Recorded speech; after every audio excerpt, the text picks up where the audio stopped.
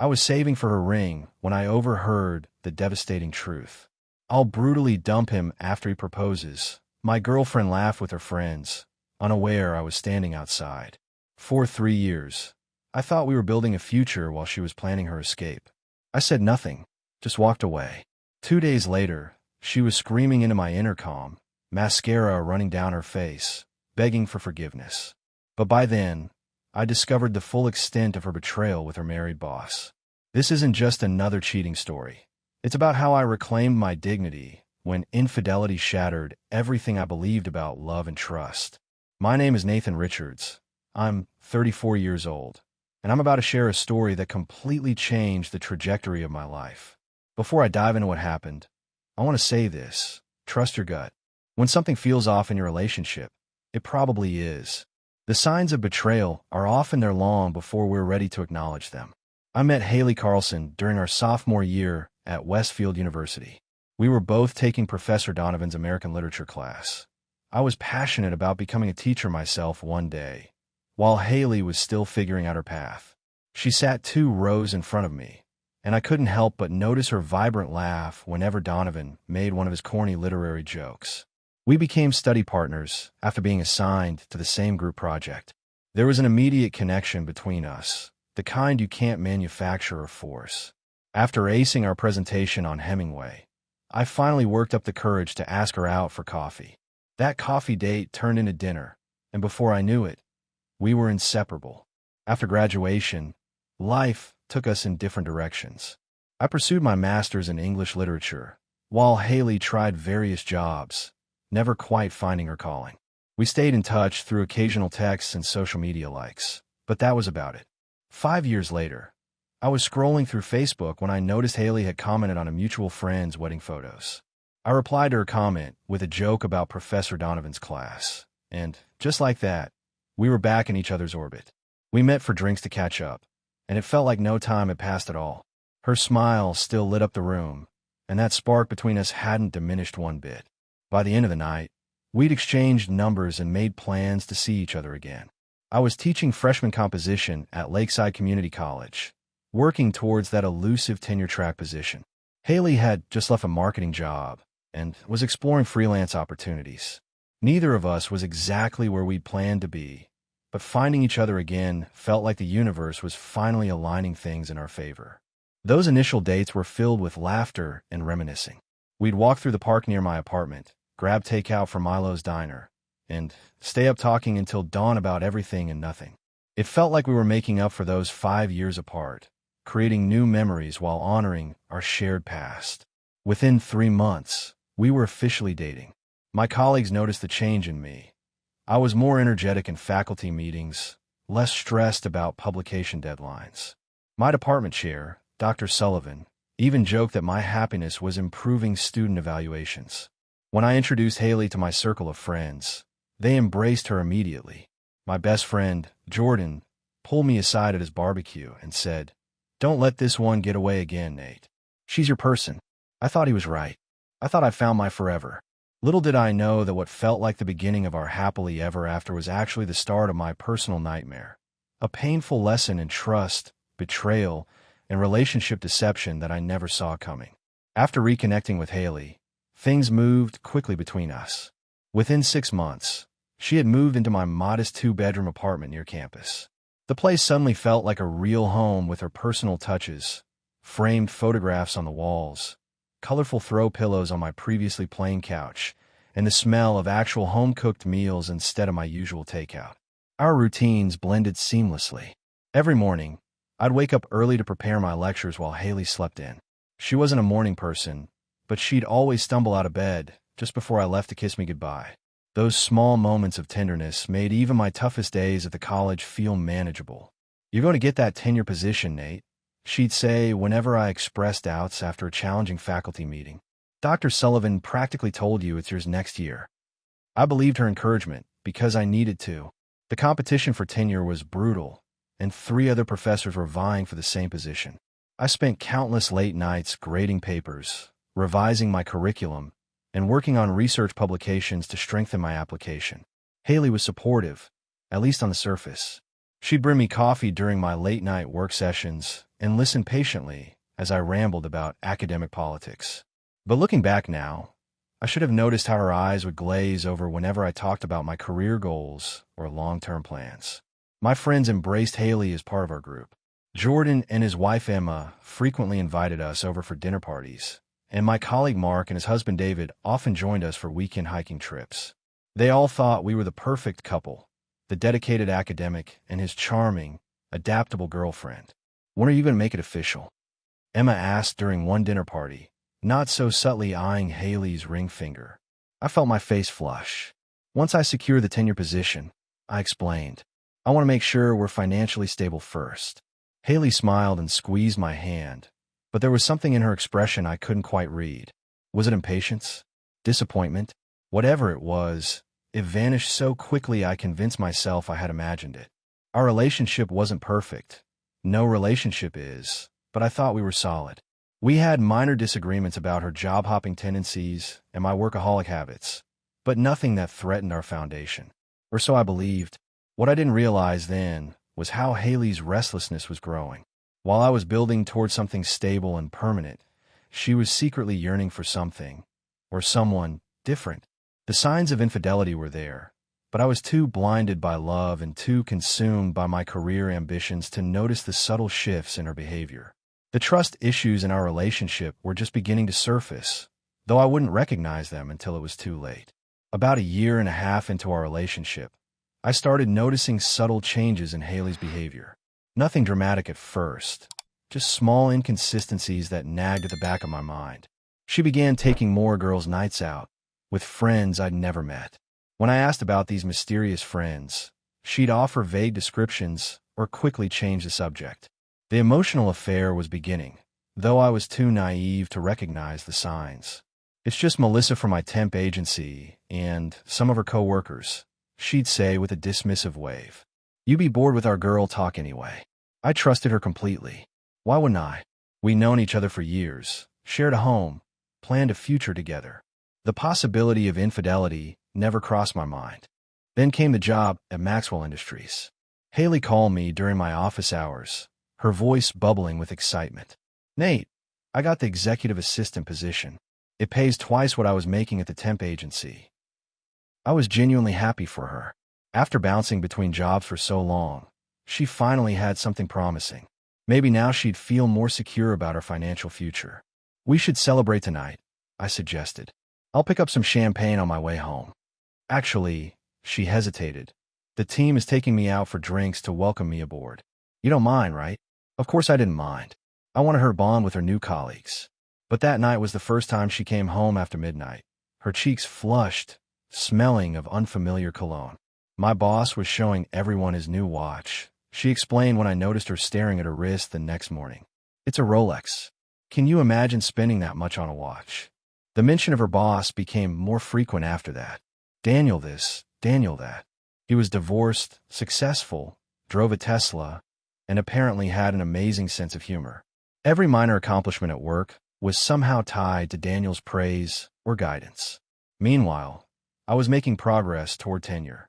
Dr. Sullivan had specifically mentioned me as a frontrunner, and my latest research paper had been accepted by a prestigious academic journal. But whenever I shared these victories, Haley's enthusiasm seemed forced. "That's great, babe," she'd say, eyes darting back to her phone. "Daniel said something similar about persistence today." The marriage problems were beginning to surface, though we weren't even married yet. I started finding receipts for expensive lunches she couldn't afford on her salary. When questioned, she'd claim they were business meals. Her phone began staying face down on tables. She started working late more frequently, often forgetting to text that she wouldn't be home for dinner. Looking back, these were classic signs of relationship deception. But at the time, I chalked it up to her adjusting to a demanding new job. I was proud of her for finding her professional path, even if it meant seeing less of each other.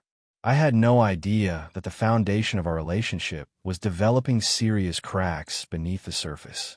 As my tenure review approached, I threw myself into work.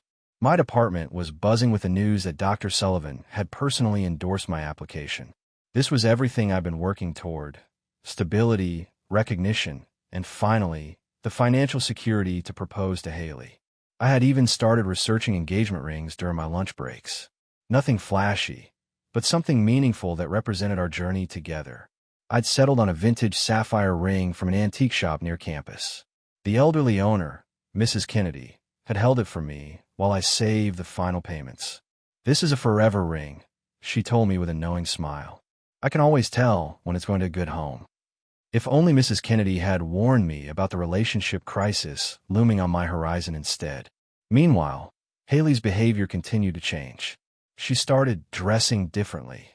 More expensive clothes, higher heels, perfume that cost more than our monthly utility bill. When I complimented her new style, she'd beam and mention how professional she needed to look for her position. One evening, while doing laundry, I found a receipt in her jacket pocket for a hotel bar downtown. $187 for just 2 drinks and appetizers. We were trying to save money, and this splurge made no sense. When I casually mentioned it, Haley became defensive. "It was a business meeting with Daniel and a client," she snapped. "Sometimes we have to entertain at nicer places. That's how the corporate world works, Nate." The way she emphasized my name made me feel small, as if my academic career was somehow less valid than her corporate job. I backed down, not wanting to fight, but the incident left me unsettled. Jordan noticed the change in me during our weekly basketball game. After thoroughly beating me, something that rarely happened, he passed me a water bottle and gave me a concerned look. "You distracted, man. Everything okay with you and Haley?" I hesitated, then confided my concerns. "She's different lately. Distant. Always working late with this boss she can't stop talking about." Jordan's expression darkened. Classic signs of cheating. Bro, Emma went through something similar with her ex before me. "No way." I defended immediately. "We've been together for years. We have history." "History doesn't immunize you against betrayal," he replied, his tone gentler than his words. "Just keep your eyes open." That night, Haley texted that she would be home late again. Something inside me snapped. Instead of replying, "Okay," like usual, I decided to surprise her at her office. I'd bring dinner, show support for her hard work, maybe reconnect a bit. I picked up takeout from her favorite Thai place and drove downtown to Maxwell Industries. The security guard gave me a visitor pass, and I took the elevator to the 14th floor. The office was mostly empty, just a few people working late. Haley's desk, which she had described in detail during dinner conversations, was empty. No purse, no jacket, no sign of her. "Excuse me," I asked a passing employee. "I'm looking for Haley Carlson." The woman gave me a confused look. "Haley left hours ago. With Daniel. They were heading to Riverview for drinks, I think." Riverview was an upscale restaurant on the waterfront, known for its romantic atmosphere. My stomach nodded as I mumbled a thank you and walked back to the elevator, the Thai food growing cold in my hands. I didn't confront Haley that night. Instead, I drove home alone, the uneaten Thai food sitting on the passenger seat like a sad metaphor for my evening plans. I wanted to believe there was an innocent explanation. Maybe it was truly just a business dinner. Maybe I was overreacting. That night, I lay awake staring at the ceiling as Haley slept soundly beside me. She'd arrived home around midnight, slightly tipsy, claiming the client meeting had gone long. I pretended to be asleep when she came in, not trusting myself to have a rational conversation. The next morning over coffee, I casually mentioned I'd stop by her office. "Oh." Her voice was carefully neutral, but I noticed how her hands tightened around her mug. "Why didn't you text first?" "Wanted to surprise you with dinner." I kept my tone light despite the heaviness in my chest. "The security guard said you'd left with Daniel hours earlier." "We had to meet a client at Riverview," she replied quickly. "Too quickly. I told you that in my text." She hadn't, but I didn't argue. Instead, I nodded and changed the subject. But the marriage problems we hadn't yet confronted were becoming impossible to ignore. That weekend, I received wonderful news. My tenure had been approved unanimously by the committee. After years of hard work, I'd achieved the professional stability I'd been striving for. The first person I called was Haley, eager to share my triumph and finally move forward with our engagement plans. "That's fantastic, babe," she exclaimed, background noise nearly drowning out her voice. "We'll celebrate tonight, I promise. I'm just wrapping up some weekend work with Daniel." On a Saturday, at what sounded like a restaurant or bar. When we did celebrate that evening, Haley seemed distracted, checking her phone constantly. The relationship crisis was reaching its breaking point, and I couldn't ignore it anymore. "What's going on with you and Daniel?" I finally asked after her phone buzzed for the 5th time during dinner. Haley's expression shifted from surprise to indignation with practiced ease. "He's my boss, Nate. We work closely together. Is that all it is? Work?" Her face flushed. "What are you implying? That I'm cheating on you? After everything we've built together?" The betrayal in her voice almost made me back down. "Almost. I don't know what to think anymore," I admitted. "You're never home. You're always with him. You're keeping secrets." "I can't believe you don't trust me," she countered, tears welling in her eyes. Classic deflection. The argument continued back at our apartment, going in circles until we were both exhausted. Haley insisted there was nothing inappropriate happening, that I was being paranoid and insecure. Eventually, she stormed off to bed, leaving me alone with my doubts. I sat on the couch, contemplating our 3 years together and wondering if I'd somehow misread our entire relationship. The weight of my sapphire ring box sat heavy in my desk drawer, a painful reminder of the future I'd been planning. Little did I know that the true extent of our infidelity would soon be revealed in the most humiliating way possible. 2 weeks after our argument, things with Haley had settled into an uneasy truce. She'd made efforts to come home earlier, and I tried to suppress my suspicions. On the surface, we were working through our trust issues. In reality, we were just avoiding the deeper problems. My 10-year celebration was scheduled at La Maison, an upscale French restaurant downtown. The entire English department would be there, including Dr. Sullivan and the college dean. Haley had promised to attend, understanding how important this was to me.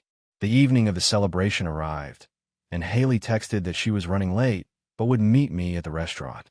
I arrived early to greet colleagues and found myself making awkward small talk while constantly checking the door for her arrival.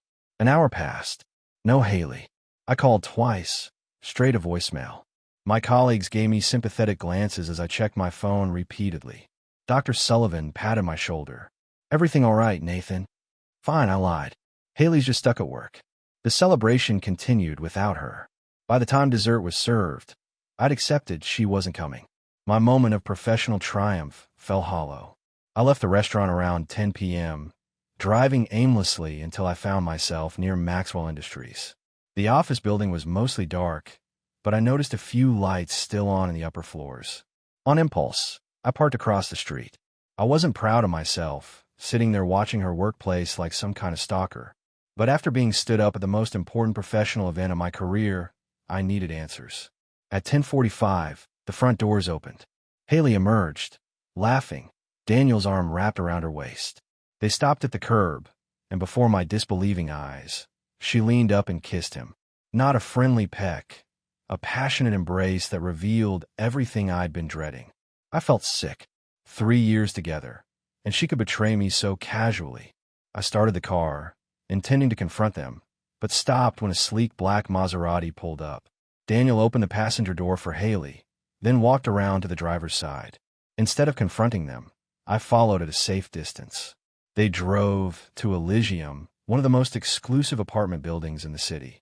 Together, they disappeared inside, clearly comfortable with their routine. I sat in my car, hands shaking on the steering wheel. The betrayal was no longer a suspicion. It was a cold, hard fact staring me in the face. My phone buzzed with a text from Haley. "So sorry I missed dinner. Emergency at work. Client crisis. Making it up to you tomorrow. Hugs and kisses." I stared at the message, at the casual lie she'd tossed my way while she was in another man's apartment. The relationship deception was worse than I'd imagined.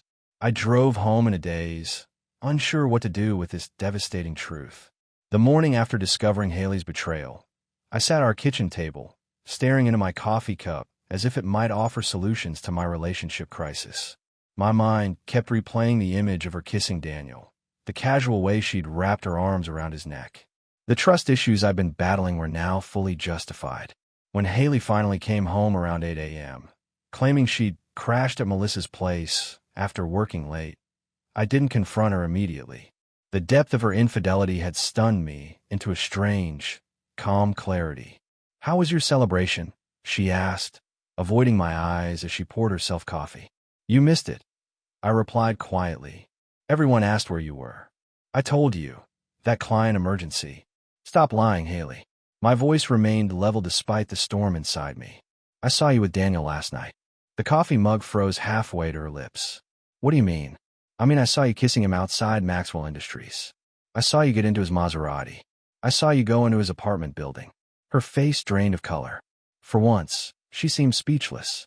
The infidelity was finally out in the open, impossible to deny. It's not what you think, she stammered, employing the classic line of every caught cheating wife. Really? Because it looks like you've been having an affair with your boss while I've been planning to propose to you.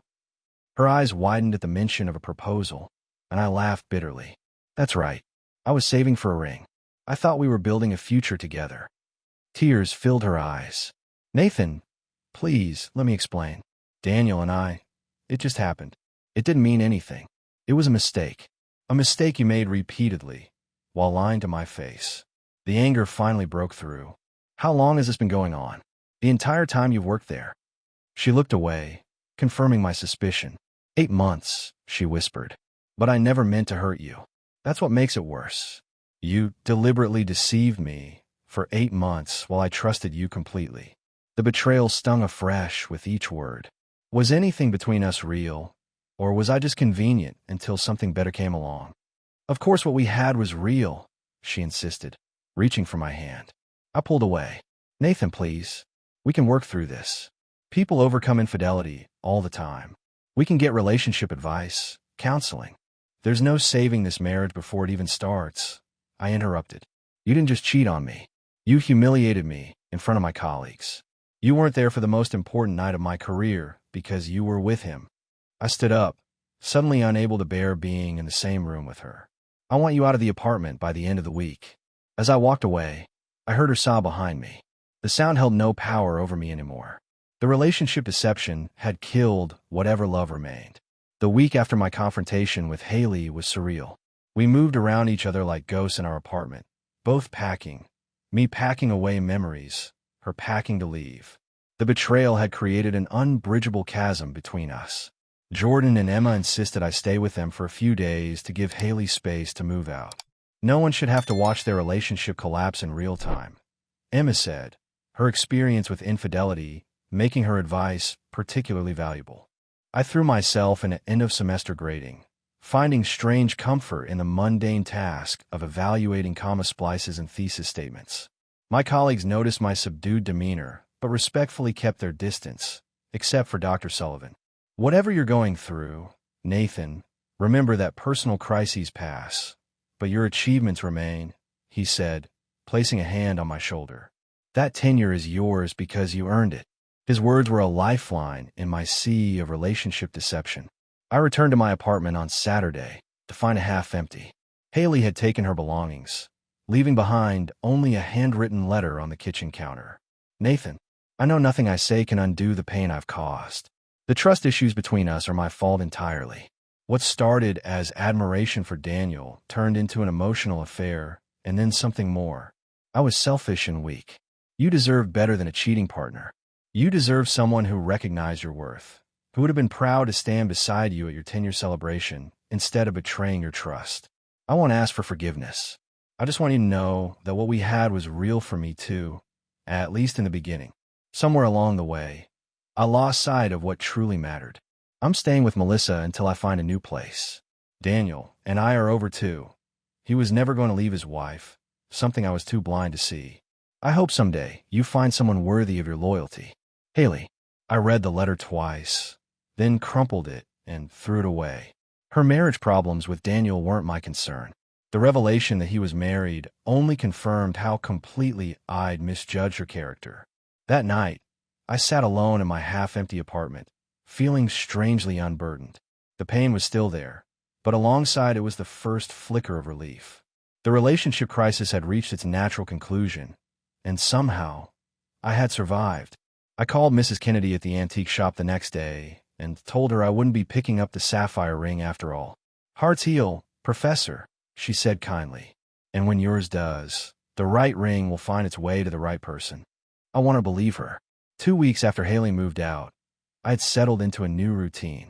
My days were filled with teaching, faculty meetings, and finally unpacking boxes for my new office, the one that came with tenure. The betrayal still hurt, but each day brought incremental healing. Until Wednesday evening, when my doorbell rang unexpectedly. I opened the door to find Haley standing there, eyes red and puffy from crying. The sight of her sent conflicting emotions racing through me. Anger, longing, and an unsettling pity. "Nathan," she said, her voice breaking. "Please, can I come in? Just for 5 minutes." Against my better judgment, I stepped aside. She walked in, looking around at the rearranged furniture, physical evidence of my attempt to erase our shared history. "I made a terrible mistake," she blurted out, turning to face me. "Daniel ended things completely. His wife found out about us and threatened to take everything in the divorce." I leaned against the wall, arms crossed. "And this concerns me how." "I realize what I threw away," she said, stepping closer. "No one has ever loved me like you did. No one ever cared about my dreams the way you did. You're only saying that because your plan B fell through." I replied, surprised by my own clarity. "That's not love, Haley. That's convenience." "No." She moved toward me, grabbing my hand. "I know I can't undo the infidelity, but people overcome marriage problems all the time. We could try counseling." I gently but firmly removed her hand from mine. "We're not married, Haley, and now we never will be. Please," she begged, tears streaming down her face. "I'll do anything. I'll change jobs. I'll give you all my passwords. I'll do whatever it takes to rebuild the trust." For a brief moment, I remembered the woman I planned to propose to, the woman I thought I knew. But that person had never really existed. "I think you should go," I said quietly. "Nathan, please."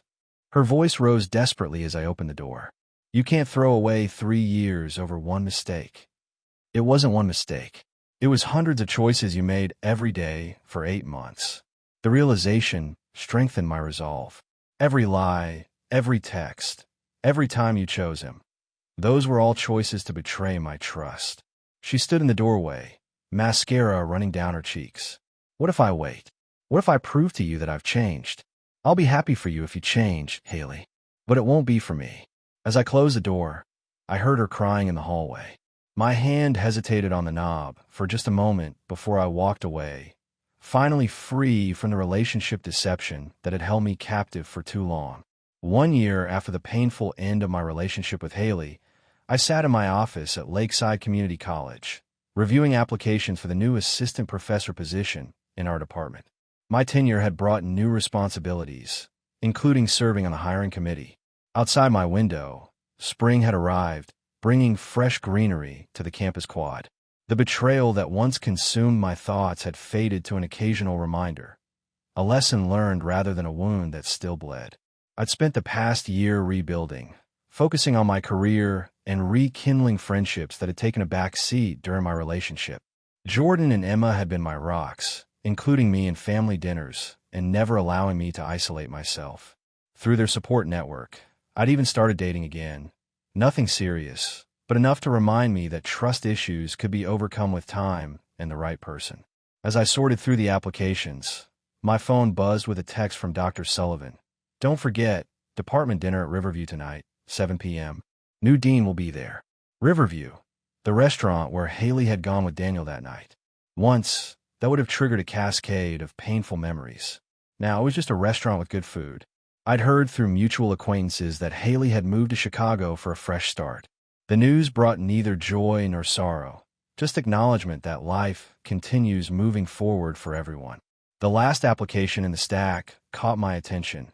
A promising young literature scholar who had published innovative work on Hemingway, the same author Haley and I had presented on during our college days. The memory brought a slight smile rather than pain. Later that evening, as I entered Riverview, I spotted my colleagues at a large table near the windows. Among them was a woman I didn't recognize, likely the visiting professor for Boston that Dr. Sullivan had mentioned. "Nathan." Dr. Sullivan waved me over. "Come meet Dr. Olivia Chun. She's joining us for the fall semester." As I approached, Dr. Chun turned, offering a warm smile and an extended hand. "Professor Richards, I've read your work on modern American literature. Your analysis of alienation themes is fascinating." Our handshake lingered a moment longer than necessary, and I felt something I hadn't experienced in a long time, a genuine connection, free from the shadows of past relationship deception. Over dinner, Olivia and I discovered shared interests beyond literature: hiking, classic films, and a mutual addiction to crossword puzzles. When she mentioned she was still looking for housing near campus, Emma kicked me under the table, her eyes communicating a not-so-subtle message. As the evening ended, I found myself writing my phone number on Olivia's copy of the fall schedule. If you need any help navigating the area or want recommendations, feel free to call, I offered. I might take you up on that. She replied with a smile that reached her eyes. Walking to my car, I realized something profound. The painful chapter with Haley had truly ended. Ahead lay an unwritten story, one where trust might be rebuilt and genuine love found again. The betrayal had changed me, but it hadn't defined me. Life, like literature, continues beyond the difficult chapters.